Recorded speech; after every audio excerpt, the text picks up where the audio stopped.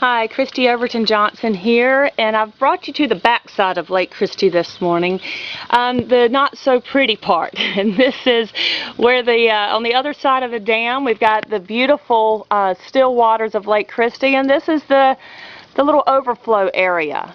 And as you can see, there's not a lot overflowing here. In fact, yesterday when I walked by, I noticed the water's pretty stagnant back here, and usually this is a place where things are hopping and moving and there's life. Water is flowing out of there. There's fresh water.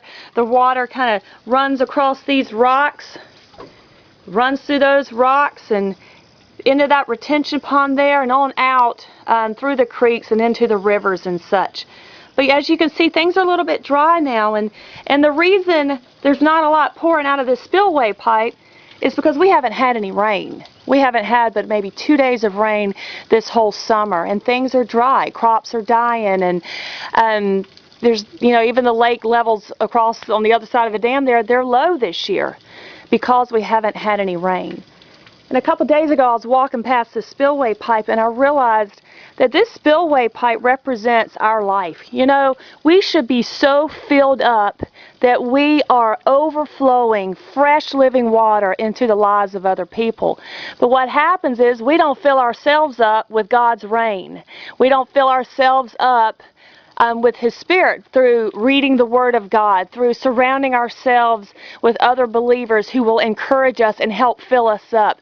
We don't get on our knees and spend time with God because we're so busy in life doing all the things that we think we have to do and that we want to do and all the things we think will fulfill us. And really what happens at the end of the day, we're empty because we have not been focused on God and been getting filled up with His living water. And God says, when you get filled up with me, you'll never thirst again.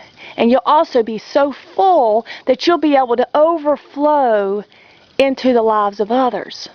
And when you overflow God's love and His touch and His word and His wisdom, all of that into the lives of others, people's lives are changed. But what happens is we're too dry to even have ourselves filled up, much less overflow into the lives of other people, and we're stagnant.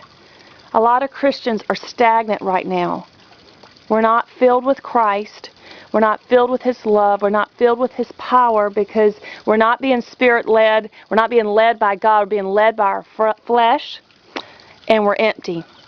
God talks about in the Old Testament how we spend all this time filling up the bags of our lives with worldly things, money and work and relationships. And at the end of the day, we've been filling up a bag with holes in it, and it's empty. And God says, I will fill you up. Let God fill you up this morning so that your life is not stagnant, so that it's not empty, and so that your life, like this spillway, can overflow into the lives of others. That's what we're designed to do. We're designed to be light to the world, to point people to the good news of Jesus Christ. And we're designed to be salt to the world, to bring life and flavor into this world. And the truth is, most Christians are stagnant. And I was stagnant for many, many years, and I have to fight being stagnant every day. In order to avoid being stagnant and being dry, we have to allow God to fill us up. We have to take the time to sit before Him and say, fill me up, God. We have to take the time to get in His Word and spend time with Him and to surround ourselves with other believers and get thirsty for Him, get filled up with Him, and then we will touch the world for Christ. God bless you today.